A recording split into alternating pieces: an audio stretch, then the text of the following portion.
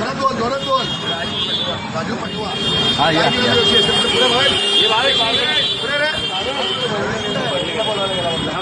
बोल बोल बोल बोल क्या क्या बोल उखाड़ा उखाड़ ले सुन लेगा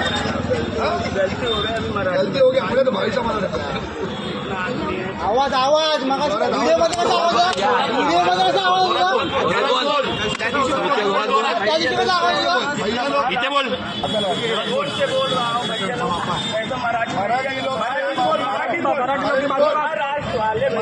मराठी के माध्यम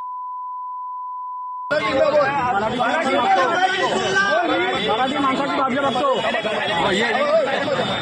मराठी माणसाची माफी मागतो मराठी माणसाची माफी मागतो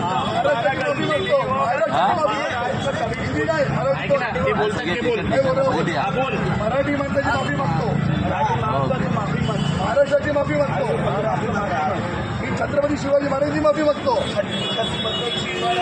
माफी मागतो बाळासाहेबांची माफी मागतो उद्धव साहेबांची माफी मागतो राजसाहेबांची माफी मागतो बोल छत्रपती शिवाजी महाराज की तू बोल छत्रपती शिवाजी महाराज की जय का माफी माग काय बोलो भावेश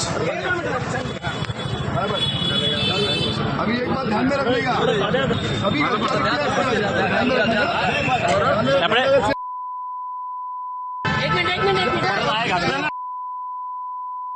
और बोल दिया नाम जोरात बोल राजू पटवा हाँ ये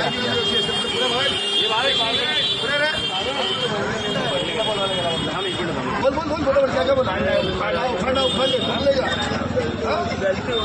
गलती हो गई आपने तो भाई साहब छत्रपति शिवाजी महाराज की जय तक तो ठीक था, लेकिन इन कार्यकर्ताओं ने कहा उद्धव ठाकरे की जय, राज ठाकरे की जय, और इस तरीके के बीच में लगातार थप्पड़बाजी करते रहे। ये जो तमाशा महाराष्ट्र में इस वक्त हो रहा है, इसको हवा कौन दे रहा है, एक रिपोर्ट पहले देख लेते हैं। महाराष्ट्र में मनसे की गुंडागर्दी की ये सबसे ताजा तस्वीर है। थप्पड़बाजी, मार पिटाई और भाषा के नाम पर माफी मंगवाने की ये तस्वीर चीख चीख कर बता रही है कि महाराष्ट्र में कानून का नहीं बल्कि ठाकरे का गुंडा राज है। गुंडा राज के आगे कानून व्यवस्था दम तोड़ रही है। महाराष्ट्र की कानून व्यवस्था पर सवाल खड़े करती ये तस्वीर पालघर के विरार की है, जहां शिवसेना यूबीटी और राज ठाकरे की मनसे के गुंडों ने एक ऑटो ड्राइवर को पहले जमकर पीटा, फिर माफी मंगवाई, जिसका गुनाह सिर्फ इतना था कि उसने मराठी बोलने से इनकार किया था, हिंदी भोजपुरी में बोलने की बात की थी, जिसके बाद ठाकरे के गुंडों ने ऑटो ड्राइवर पर थप्पड़ों की बरसात कर दी। गुंडागर्दी की ये तस्वीर तब सामने आई जब कुछ दिन पहले महाराष्ट्र के मुखिया देवेंद्र फडणवीस ने भाषा के नाम पर गुंडागर्दी करने वालों को सख्त चेतावनी दी थी। ठाकरे के गुंडों पर सख्त एक्शन लेने की बात कही थी। भाषा के चलते अगर कोई गुंडागर्दी करेगा तो इसको हम सहन नहीं करने वाले। कोई अगर भाषा के आधार पर मारपीट करेगा तो ये सहन नहीं किया जाएगा। लेकिन मुख्यमंत्री की इस चेतावनी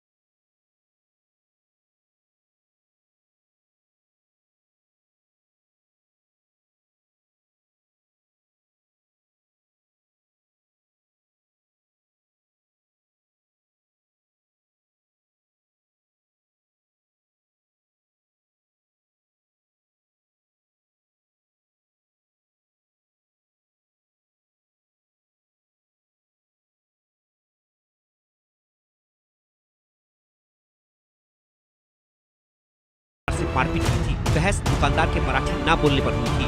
घटना का वीडियो सोशल मीडिया पर वायरल हुआ था। इसके बाद राज ठाकरे के गुंडों ने एक हिंदी भाषी ड्राइवर को माफी मांगने पर मजबूर किया। सीधा महाराष्ट्र के लॉ एंड ऑर्डर को चैलेंज किया।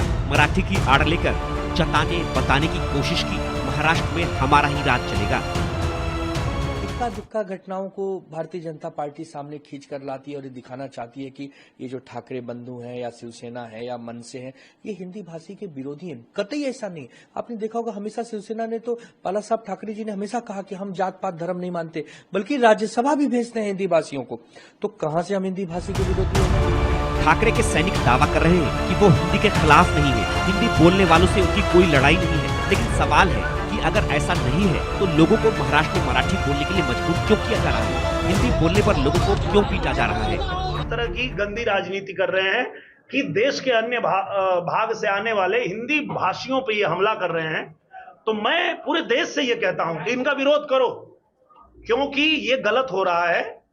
अगर इसको यहीं नहीं रोका गया तो आगे चल के और खतरनाक अंजाम होगा, तो इसको यहीं रोकना पड़ेगा। और चूंकि इसके पहले देश में कांग्रेस की सरकार थी जब इन लोगों ने मारा था बिहार के बच्चों को, पर आज मोदी जी की सरकार है। अगर आज इनको नहीं रोका गया तो फिर देश का भरोसा ही उठ जाएगा कि भाई आप ही पे तो भरोसा है मोदी जी कि इनकी गुंडागर्दी देश में नहीं चलेगी, किसी की गुंडागर्दी नहीं चलेगी। ठाकरे